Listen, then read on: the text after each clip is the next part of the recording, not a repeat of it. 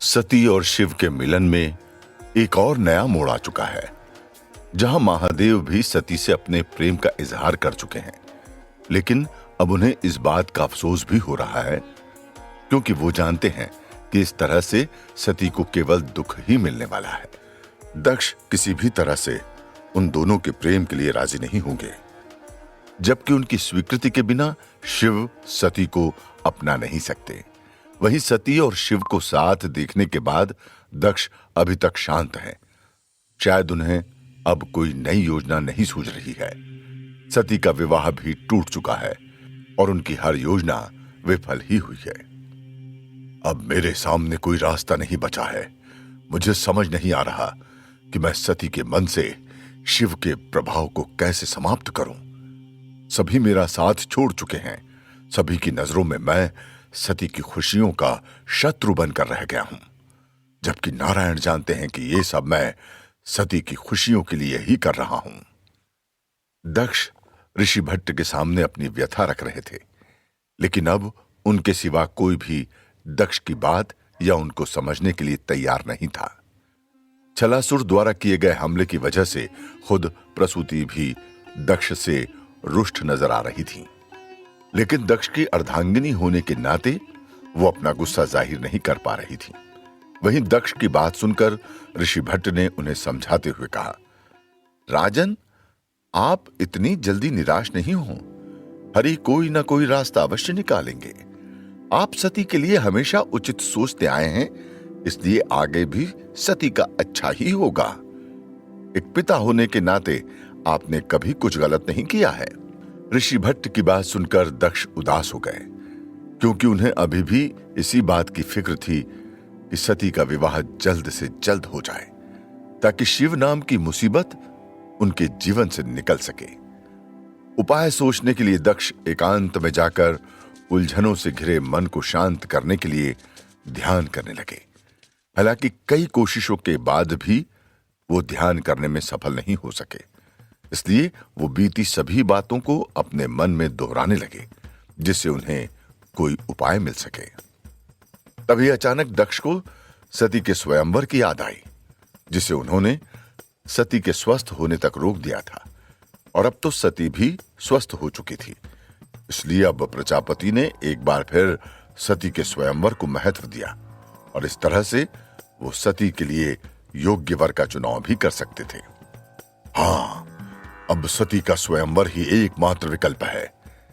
वैसे भी आदर्श से विवाह के लिए राजी होने पर सती अभी भी वचनबद्ध है, इसलिए वो मेरे इस फैसले को सम्मान देगी। स्वयंवर में मैं संपूर्ण संसार के योग्य पुरुषों को आमंत्रित करूंगा। उन्हीं में से एक से सती का विवाह कराकर शिव नाम की समस्या हमेशा हमेशा के लिए दूर हो जाएगी। दिमाग के धनी होने के कारण प्रजापति दक्ष के पास अब एक और योजना थी। हालांकि ये उनकी आखिरी योजना होने वाली थी, इसलिए वो इसमें हर तरह की सुरक्षा बरतना चाहते थे। सबसे पहले उन्होंने अपनी इस योजना को प्रसूति के संग साझा करने का विचार बनाया। इधर रोहिणी छोड़कर चंद्रमा की बाकी पत्नियां अपने विवाह को लेकर चिंतित हैं, लेकिन महल में हो रही घटनाओं को देखते हुए वो इसका जिक्र किसी से नहीं करना चाहती, जबकि यहां भी चंद्रमा और रोहिणी सबसे अलग अलग रह रहे हैं। चंद्रमा सिर्फ रोहिणी से ही प्यार से बात कर रहे हैं। वो अपना सारा समय भी उन्हीं के साथ बिता रहे हैं। दोनों प्रेम के पलों के साक्षी बन रहे हैं, जबकि दोनों के बीच के इस प्रेम को देखकर सबसे ज्यादा ईर्ष्या रेवती को ही हो रही है। रेवती एक बार फिर चंद्रमा और रोहिणी को हंस हंस कर बात करते हुए देखने लगी। ईर्ष्या की वजह से उनका पूरा बदन जैसे तप रहा था, और जब उनसे ये सब बर्दाश्त नहीं हुआ तो आंखों में आंसू लिए वहां से जाने लगी। दूसरी तरफ सती अपने जीवन के मुश्किल दौर से गुजर रही हैं। उन्हें समझ नहीं आ रहा है कि वो कैसे अपने प्रेम को साकार करें, और जो बात उनसे महादेव ने कही है, अगर वो पूरी नहीं हुई तो क्या। मैं कितनी अभागी हूं।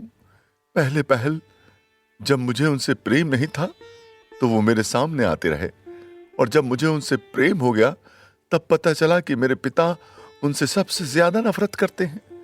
फिर भी मैंने अपने प्रेम की डोर को थाम कर रखा और इसी दौरान उन्होंने मेरे प्रेम को एक नया भ्रम बता दिया। फिर भी मैं अपने प्रेम को पाने के लिए संघर्ष करती रही और अंत में जब उन्होंने भी मेरे प्रेम को स्वीकार कर लिया, तब भी मेरी राहें आसान होती नजर नहीं आ रही हैं। अब ऐसा लगने लगा है कि मैं एक ही स्थान पर खड़ी हूं।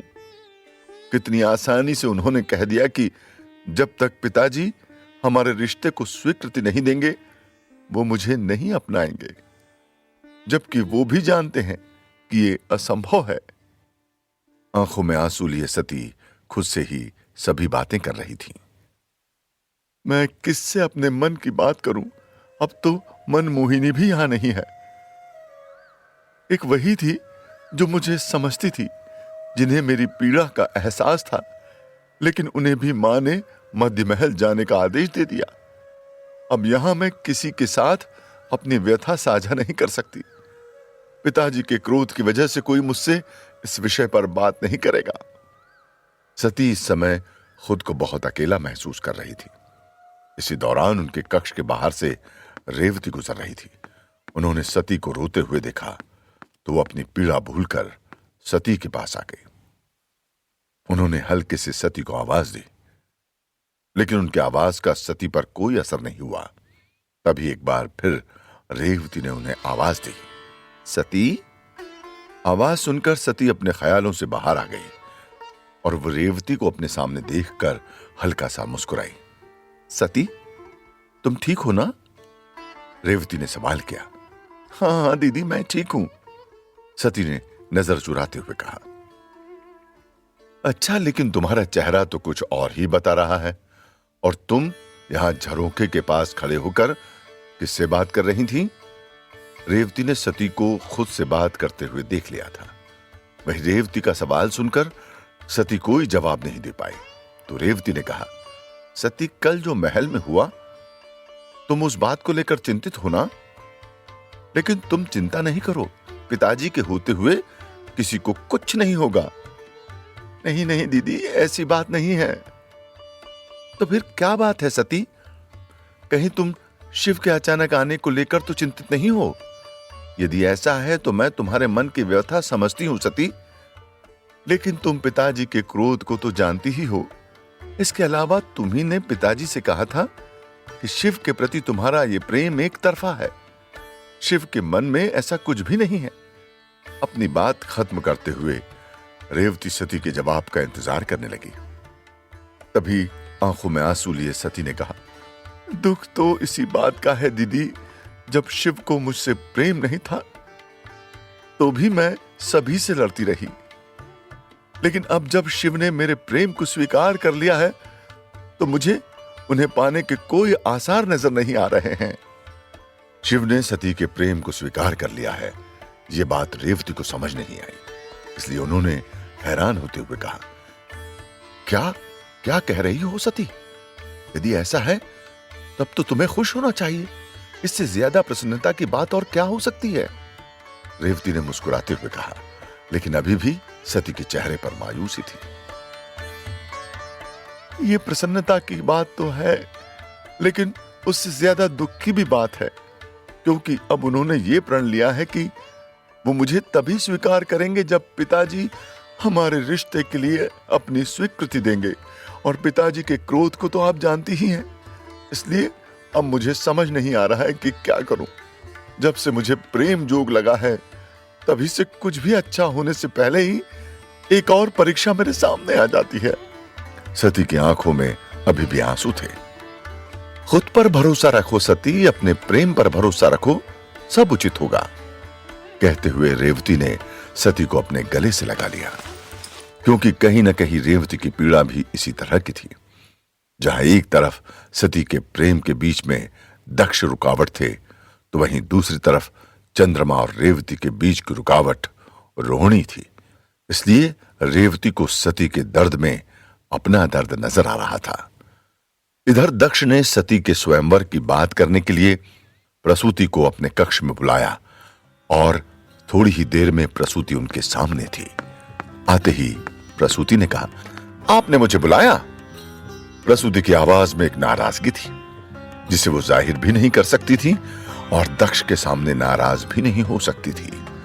जबकि उनके मन की बात जानते हुए दक्ष ने कहा, प्रसूति, मैं जानता हूं कि ऋषि शांतनु के पुत्र आदर्श के भेष में छलासुर जैसे मायावी राक्षस का महल में आना परेशानी करने वाला था, लेकिन इसमें अच्छी बात यह रही कि किसी को कोई हानि नहीं हुई और छलासुर का वध भी हो गया। दक्ष की बात सुनकर प्रसूति खुद को रोक नहीं पाई और उन्होंने कहा, आप शायद भूल रहे हैं राजन कि आपकी पुत्री के प्राणों की रक्षा इस बार भी शिव ने ही की, वही शिव जो आपके सबसे बड़े शत्रु हैं। और हम क्या करते हैं, हर बार अपनी ही पुत्री को मुसीबत के मुंह में भेज देते हैं। प्रसूति के चेहरे पर अब गुस्सा साफ दिख रहा था, लेकिन उनकी बात सुनकर दक्ष अधिक क्रोधित हो गए। प्रसूति, क्या तुम मेरे सामने उस शिव का व्याख्यान कर रही हो? और मत भूलो कि सती को मुश्किलों में डालने वाला भी वही शिव है। यदि वो मेरे खिलाफ सती का इस्तेमाल नहीं करता तो राक्षस सती के प्राणों के पीछे कभी नहीं पड़ते।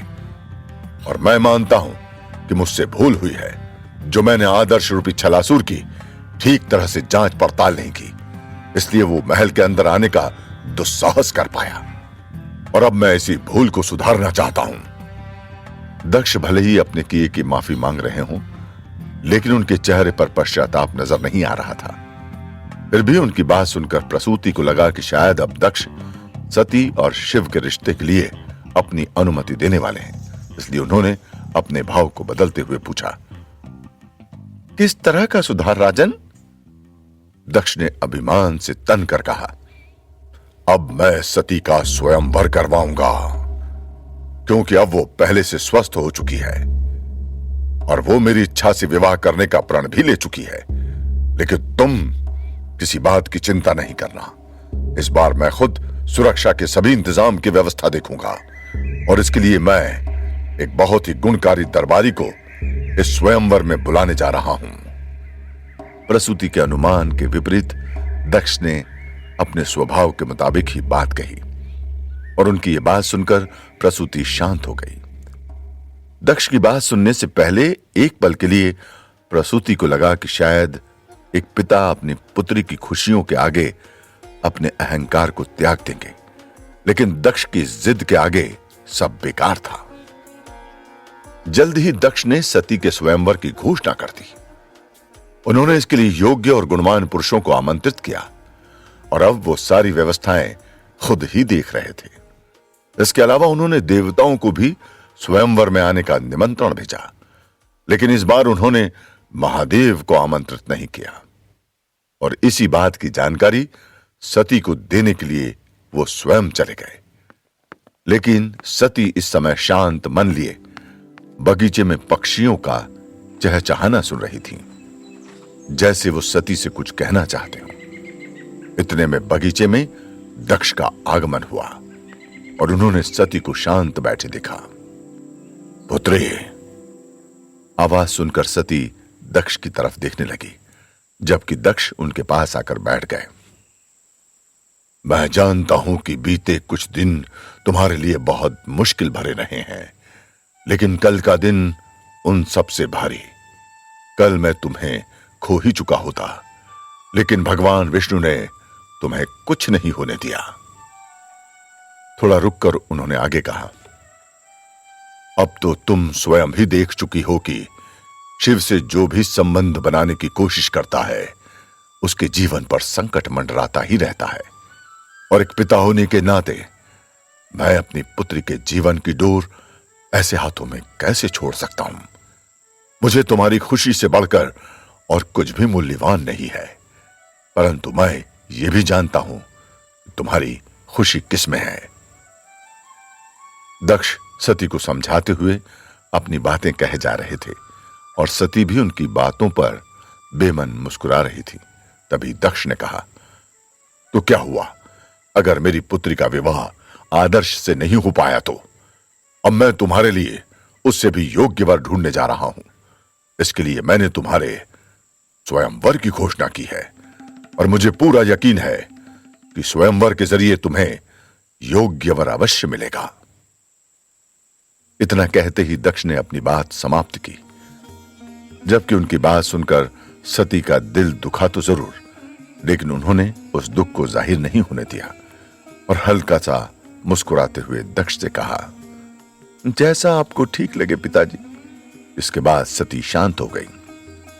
मुझे तुमसे यही उम्मीद थी। अब तुम्हारे सारे दुख दर्द दूर होने वाले हैं और तुम पर लगी बुरी नजर भी जल्दी दूर हो जाएगी। सती के उत्तर से दक्ष अत्यंत प्रसन्न थे, जबकि सती हालातों के आगे मजबूर। वो जान चुकी थी कि उनका और शिव का मिलना अब असंभव है। ना ही दक्ष शिव और सती के रिश्ते के लिए कभी मानेंगे और ना ही कभी उनका मिलन होगा। इसलिए अब सती अपने प्रेम के लिए विद्रोह नहीं करना चाहती थी। फिर भी उनके मन के किसी कोने में एक उम्मीद अभी भी बाकी थी कि शायद कुछ चमत्कार हो जाए और दक्ष उनके मिलन के लिए अपनी स्वीकृति दे दें। इधर दक्ष द्वारा मिले आमंत्रण के कारण देवतागण हैरान है। सभी के मुख पर सती के स्वयंवर की ही बात है। जिस सती का मिलन महादेव के साथ होना पहले से तय है, यदि उसी सती का विवाह किसी और से हो गया तो संसार में तबाही आ जाएगी। इसलिए सभी के मन में कई सवाल हैं और जिनके जवाब शायद किसी के पास नहीं। दूसरी ओर सती भी स्वयंवर के लिए मान गई हैं, जिससे प्रजापति दक्ष को अपनी जीत सुनिश्चित लगने लगी है। अब कैसे होगा शिव और सती का मिलन?